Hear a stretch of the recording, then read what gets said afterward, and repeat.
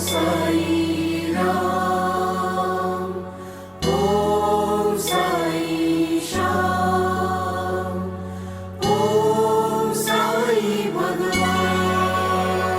సాయిబాబా ముస్లిమా, హిందువా? ముస్లిం అయితే హిందువులు ఎందుకు పూజించాలి?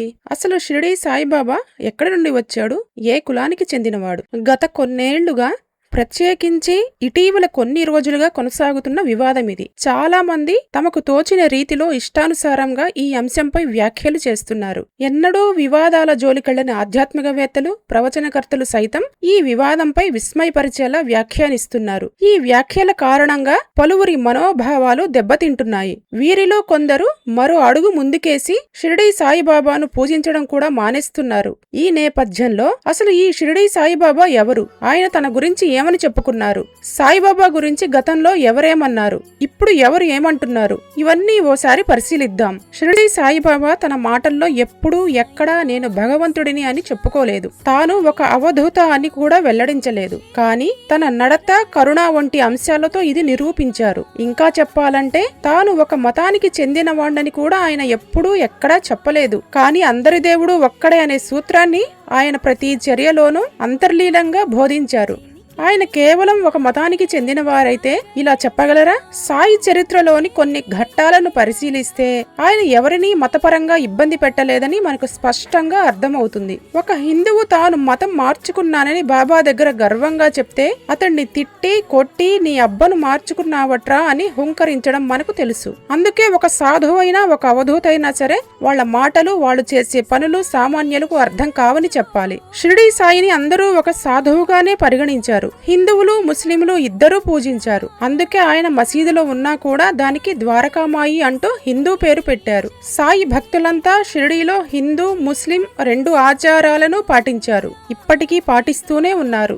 ఇటు హిందూ, ముస్లింలు కలిసి జరుపుకునే పండుగల్లో మొహరం గురించి చెప్పాలి. పీర్ల పండుగ అంటే పల్లెటూళ్లలోనే కాకుండా పట్టణాలు, నగరాల్లో సైతం ఈ పండుగను ముస్లింలతో పాటు హిందువులు కూడా భక్తి ప్రపత్తులతో పాటు సందడిగా జరుపుకుంటారు. హిందూ ఆడవాళ్లు తల మీద చీర కొంగును కప్పుకొని మసీదుకు వెళతారు. మరి దీనిని ఎవరైనా ఆపగలరా?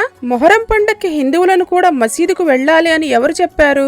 మన దృష్టిలో మసీదు అంటే సమాధి అని అర్థం. పల్లెటూళ్లకు వెళ్లి అక్కడ మనం హిందువులం, వాళ్ళ పీర్ల పండక్కి మనం మసీదుకు వెళ్లడమేంటి, మనం అలా చేయకూడదు అని చెప్పి వారిలో చైతన్యం తీసుకురండి చూద్దాం.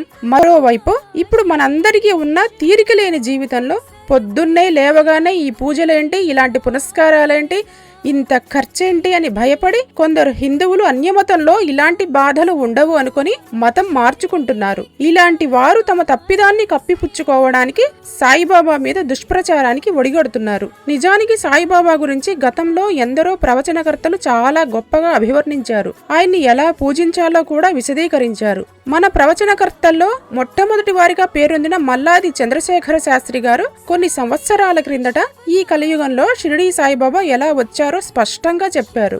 యుగంలో ఇంకా దగ్గరగా మన దగ్గర ప్రకాశించడానికి దత్తాత్రేయ అంశాలతో కలియుగంలో 3 రూపాలు వచ్చినాయి ప్రసిద్ధంగా.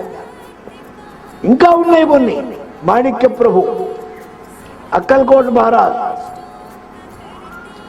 తర్వాత తరానికి వచ్చేటప్పటికే వాసుదేవానంద సరస్వతి స్వామి వారు, గజానన్ మహారాజ్, షిరిడీ సాయిబాబా. గ్రంథంలో లేని మాట ఎప్పుడూ చెప్పరు. గజానన్ మహారాజు యొక్క ఉపదేశం వారి చరిత్రలో ఉంది, మరాఠీలో.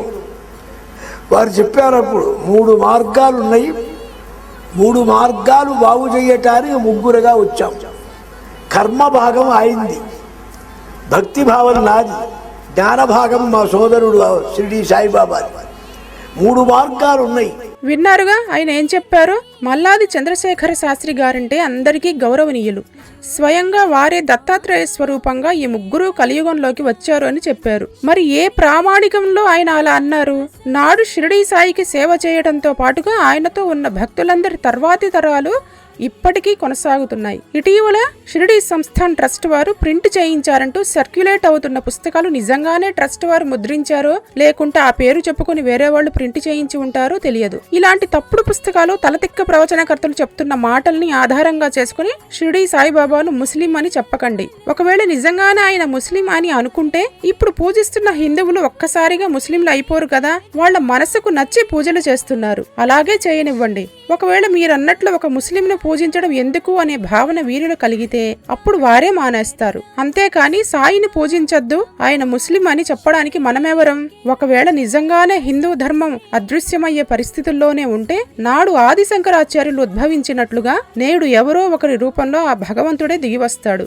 భారతదేశంలో హిందూ ధర్మ సంస్థాపన, సనాతన ధర్మ పరిరక్షణ జరగాలంటే అది ఆ పరమాత్మకే సాధ్యం. షిరిడీ సాయిని ముస్లిం అని ఆయన్ని పూజించకుండా ఉండడం ద్వారా హిందూ ధర్మాన్ని, సనాతన ఆచారాల్ని రక్షిస్తున్నామని విర్రవీగడానికి మనమెవరం? ఒక్కసారిగా అందరూ ఆలోచించండి. ఈ దుష్ప్రచారాన్ని ఆపేందుకు మీ వంతు సహకారం అందించండి. జై శ్రీరామ్.